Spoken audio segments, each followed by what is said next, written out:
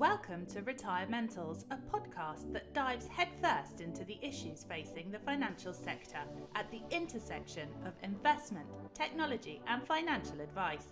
Hosted by Okusanya, you can expect raw honesty, critical analysis and energetic interviews. Here is your host, Okusanya. Hi there, welcome to Retrimentals.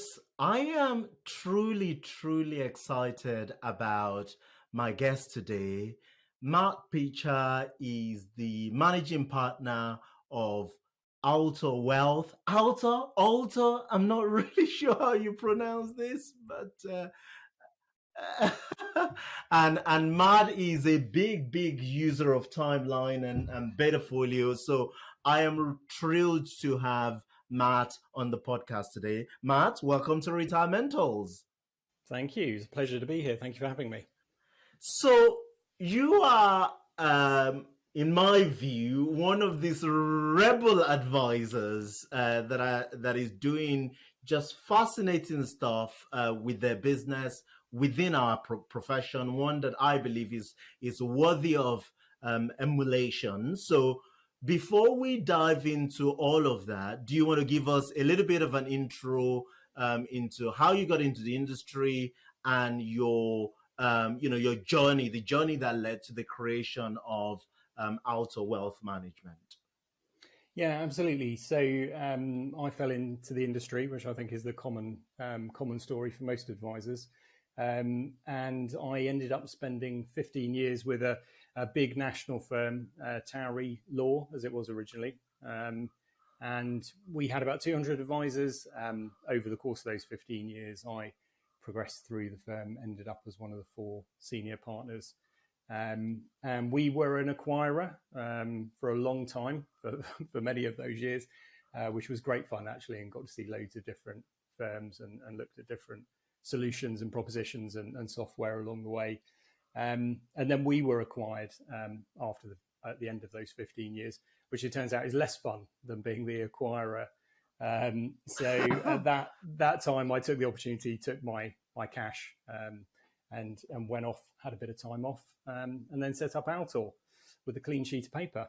So yeah, it's a fairly standard story, I'm afraid, but an enjoyable one along the way. And the last 5 years running Altor have been fantastic. Very different experience to working in a big national firm. Interesting stuff. So I'm interested to unpack some of your views on, on the consolidation side of things. But before we get into that, so tell us about Altor today, about the firm, the clients, give us some metrics, give us a sense of where the business is today. Yeah, so Altor, so 5 years in, we're a team of 7. So we've got 3 advisors at the moment.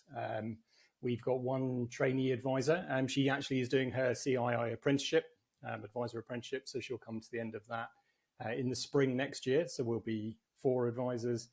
We've probably got capacity to take on a 5th. So we're actively looking at the moment. In terms of clients, so we're about 110 core clients. We advise 50 children of clients. We might come on and talk about that a bit later on in terms of how the proposition runs. So we're looking after about 2/3, 1/3 sort of core clients and their family, so their younger family members. We're responsible for about 320 million of assets these days. So you can work the numbers in terms of the type of client we tend to work with.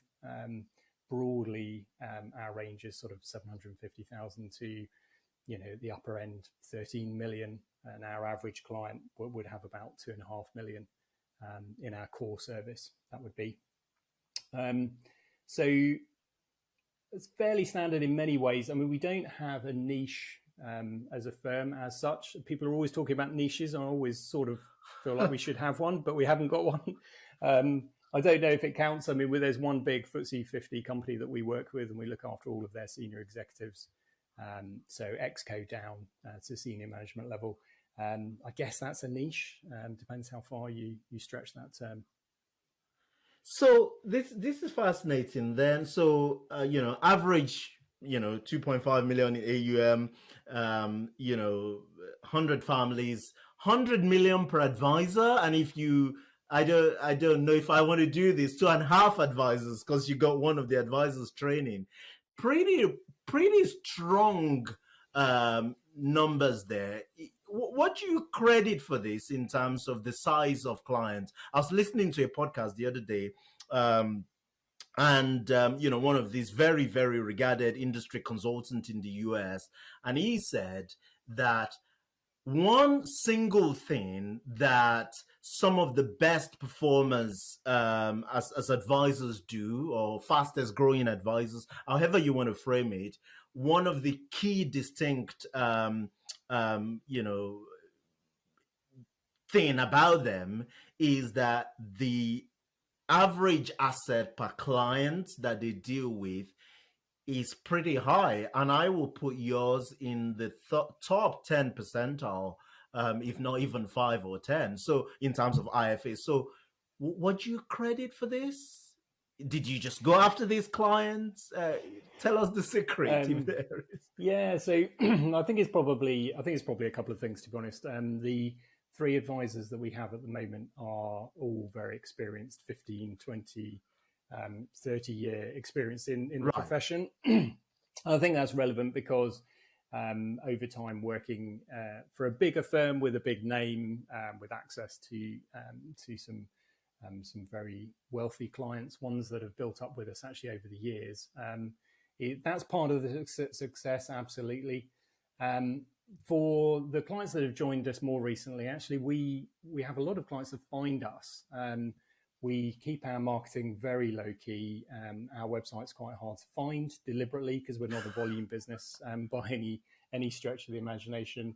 Wow. And extraordinarily, but prospects still find us in quite reasonable numbers for us as a firm, which is why we're having to take on new advisors to service those clients. And we've got a different model, so we work on a flat fee basis, and I think that is very attractive to clients with larger portfolios. And we've had several prospects that have actually sought us out deliberately because they've Googled, flat fee advice, or I don't want to pay a percentage. I don't know what they're putting into to Google to get us, but they're ending up with us because they're looking for a different model for how they receive their advice. And so I think that probably does make us very attractive to that sort of client.